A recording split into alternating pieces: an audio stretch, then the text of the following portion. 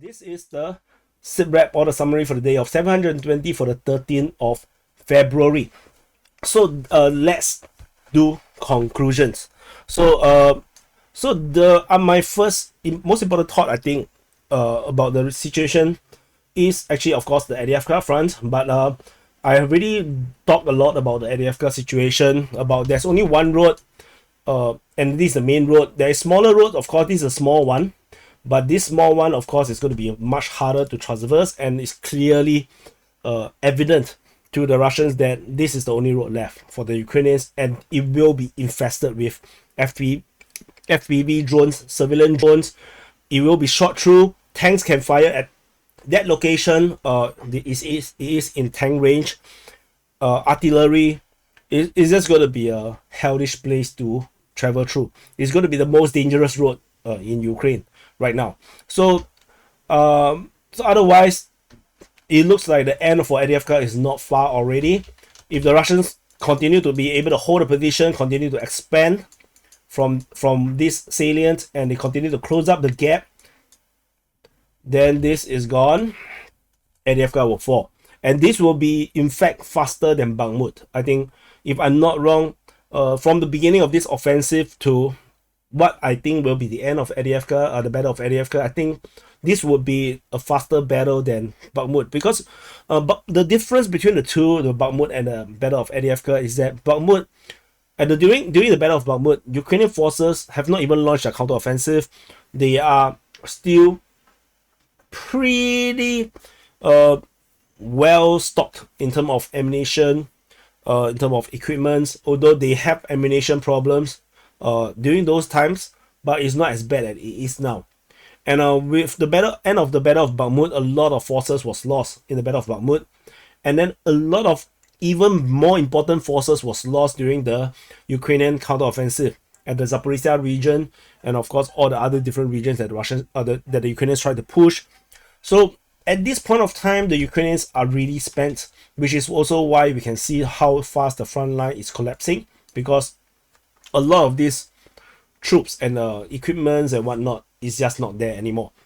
The entire Ukrainian drone warfare concept, the idea that they want to swarm the battlefield with drones, turned out to be what the Russians are doing, not the Ukrainians. The Ukrainians have drones, but it's not at the numbers of what the Russians are doing. So, and the Russians have a lot more variety across all the different calibers. It is just, a bit unfortunate. Then the next thing I want to talk about is the SYRSKY offensive. So there is a lot of actions from the Ukrainian side. From the northern front, the Ukrainians are attacking. Of course, I wouldn't say Sinkivka is part of it, but the fighting at Timkovka is one of them. Previously, they were also attacking Tabaivka in this area here. So they were attacking here, attacking Timkovka. They're putting pressure on the Russians to act instead of focusing on where they're attacking in. In the Crimea front, the Ukrainian forces are also pushing back very hard over at Terny, Yampolivka, Toske, Dibrova, Sedemyansky Forestry. So these are part of I call it the SYRSKY offensive. The other parts of the offensive includes also, of course, Bilohorivka or this Bilohorivka, I don't know which one. And of course, and over within the Bakhmut front, the Ukrainian forces are trying to push back over at Klishevka and Bodanivka. But this is more defensive than anything. The actual offensive that is actually pushing is over at the New York front, as the Ukrainians push at Sumy, Pevdeny, and New York. The Russians currently, in the last report, has counterattacked at New York. So we'll continue to monitor this.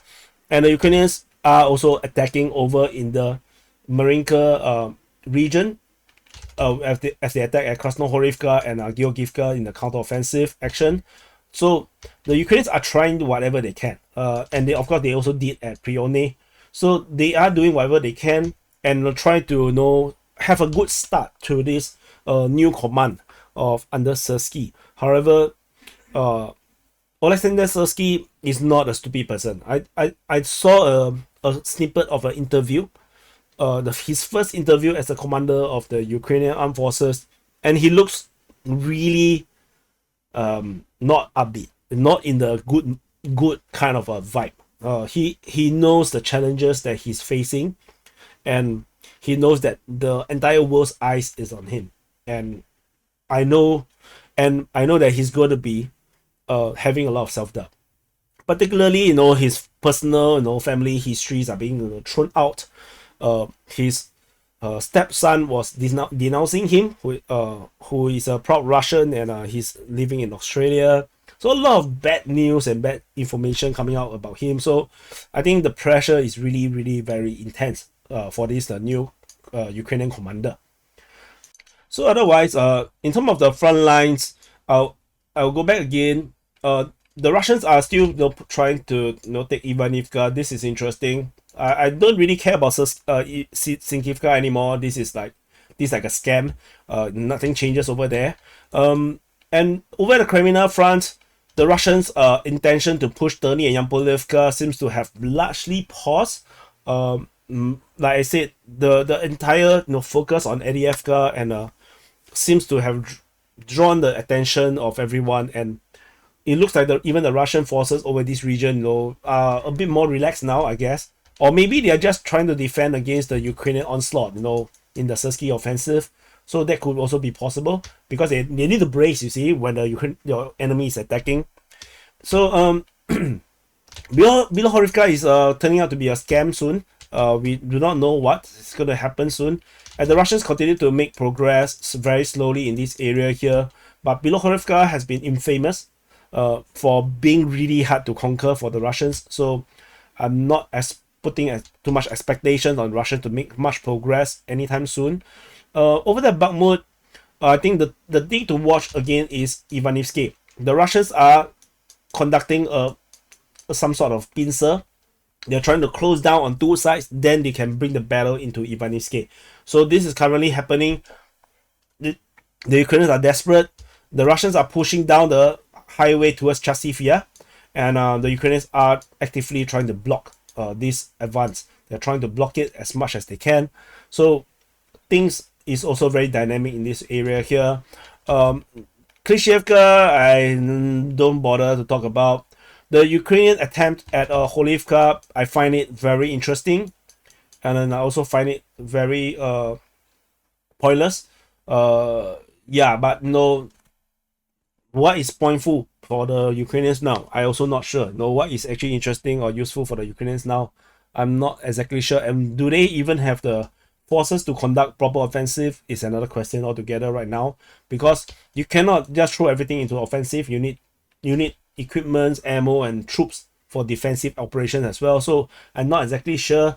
Adievka don't talk about anymore.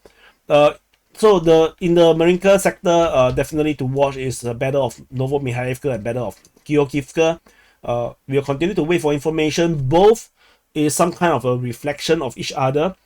On both sides, the Russians have taken the eastern part of the settlement, and on both settlements, the Russians are pushing into the center of them.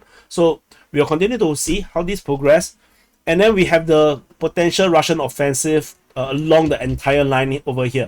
I don't have a name for this line just yet. We can call this the Velika Novosibirsk line, I'm not sure. So, or the Voleda line. So the Russians are attacking Volodymyrivka towards Vodian. They're attacking Preshestivka, Staromayorsky, Uruzaine, Prione, and it just looked like a massive offensive to me.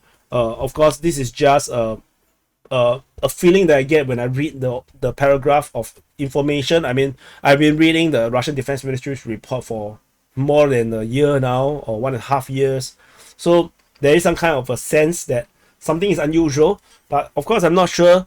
But I did catch that the Russians are on the offensive when this offensive was about to begin. So yeah, maybe my sixth sense is right, maybe it's wrong. We will continue to monitor. This is very interesting. Like I mentioned previously, I have been monitoring this area here closely, because the Russians have been probing in this area. They have attacked Shevchenko, they have attacked Novodonetsky, south of Zolotan Nevas, Preshestivka. They have been probing all over the place. So it's a matter of time the Russians may pick a spot and then just push through. And the situation at Orikhiv sector is almost pointless to talk about. It's very tactical and positional. There's nothing really going on in a meaningful way. The only interesting one I would say is the previous reports about fighting west of Novoporovska and on the eastern part of Malotomashka. If this turn out to be true and the Russians take some progress, oh my god, the entire salient will be gone. Because the Russians will be on to Orikhiv, and then we are going to have another potential encirclement. The Russians had previously pushed at Nesteryanka, so this is all very bad signs. I mentioned this before, so no, we shall continue to monitor. And of course, Krinky, which I don't feel like talking about. It's just another weird shit, that I don't understand why they're there. And yeah, this landing ship, will definitely report more on it when we have more confirmation in the tomorrow's sit rep. So that's all. Thank you for watching. Press the like button, subscribe. I'll see you guys in the next update.